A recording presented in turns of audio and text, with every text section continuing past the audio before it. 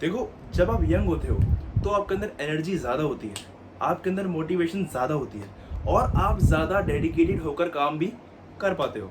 और अगर आप यंग एज के अंदर एनाबॉलिक्स का यूज़ करते भी हो तो आपकी बॉडी उस यंग एज में टॉलरेट कर लेती है हर एक चीज़।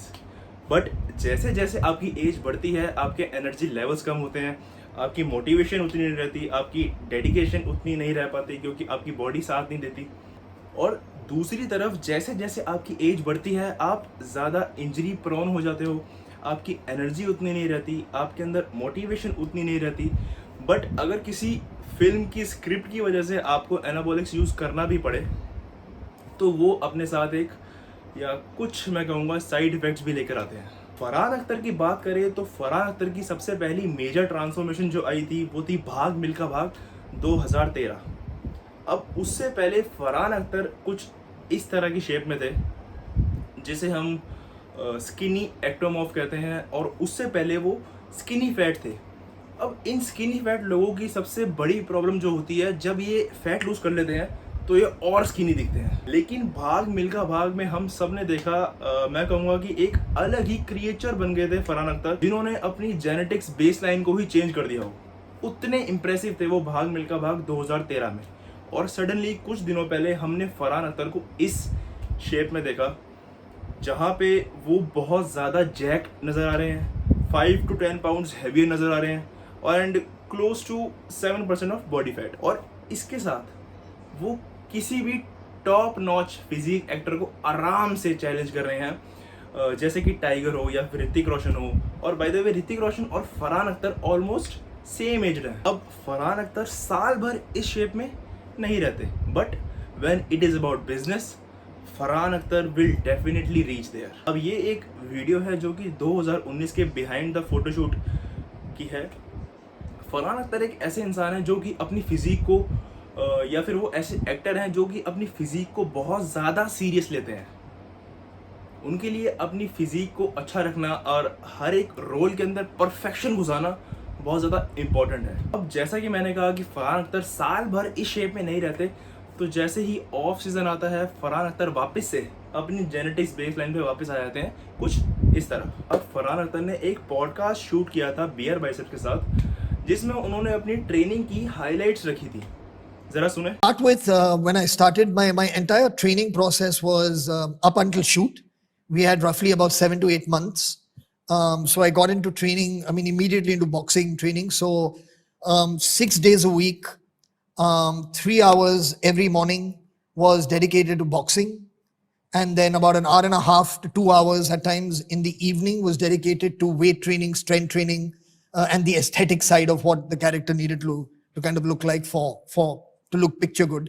And that was non-stop, no break, no excuses, day in, day out, 6 days a week for 8 months. अब भाग मिल्खा भाग और तूफान के अंदर एक सिमिलरिटी है कि दोनों में ही दो स्पोर्ट्स इन्वॉल्व थे।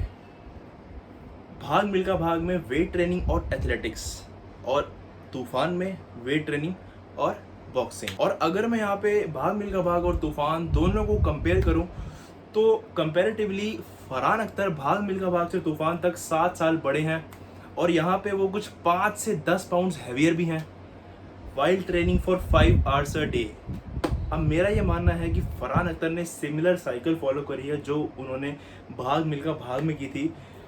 शायद उन्होंने कुछ परसेंट ऑफ द डोजेस बढ़ाई है अपनी, क्योंकि भाग मिल्खा भाग में वो स्प्रिंटर थे और यहाँ पे वो बॉक्सर है, तो ऑफ कोर्स वो हैवीनेस लाने के लिए डोजेस को बढ़ाना बहुत ज़रूरी था, जो कि एविडेंट है इस पिक्चर में कि कैसे उन्होंने डोजेस के साथ खेला है। तो यहाँ पे आप देखिए लेफ्ट में वेट है 69 kg, एंड देन उन्होंने बल्किंग करके 85 kg तक पहुँचाया। और जैसे ही आगे चल के मूवी के अंदर बॉक्सर वाला रोल आता है, उन्होंने अपने मसल मास और मसल साइज में क्या फ़र्क दिखाया है। So this is how you play with doses in the film industries. ऐसा नहीं होता कि आप पहले 2000 कैलोरीज पे हो एंड देन बल्किंग करने के लिए आपने 4000 कैलोरीज ली, एंड देन अगेन आपको फैट लॉस करने के लिए कैलोरिक डेफिसिट डाइट पे आना पड़े, एंड सिर्फ फैट लॉस ही नहीं, आप उसके अंदर एक बहुत अच्छा मसल साइज भी गेन कर रहे हो in a matter of just few months. ऐसा नहीं होता। अब अगर मैं आपके सामने कुछ साइंस रखूं तो जो एवरेज मैन होते हैं, जो एवरेज मेल होते हैं, उनका टेस्टोस्टेरोन कुछ 300 to 1000 नैनोग्राम्स पर डेसीलीटर होता है, जो कि 30 साल के बाद आफ्टर द एज ऑफ 30 वो 10% डिप्लीट होना शुरू हो जाता है हर साल। तो 30-32 साल के बाद इस तरह की ट्रांसफॉर्मेशंस करना थोड़ी सी मुश्किल हो जाती हैं, क्योंकि हमारा टेस्टोस्टेरोन उस पीक पे नहीं है जितना वो यंग एज में था।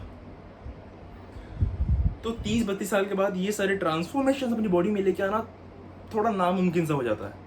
और फरहान अख्तर तो अपने लेट 40s में है, तो इस ट्रांसफॉर्मेशंस के अंदर फॉर श्योर केमिकल कंपाउंड्स तो यूज़ हुए हैं, बट अगर मैं बात करूं उनके हार्डवर्क की, उनकी डेडिकेशन की, उनकी मोटिवेशन की अपने इस एज ग्रुप में, तो मेरा यह मानना है कि आमिर खान के बाद बॉलीवुड में अगर कोई इस तरह का बंदा है जो अपने हर रोल को परफेक्शन से पूरा करना चाहता है इस उम्र में भी, तो वो फरहान अख्तर ही है। अगर इतनी मेहनत के बाद भी हम उस बंदे के ऊपर एक स्टैम्प लगा दें कि यार नेचुरल नहीं है, तो वो सही नहीं है।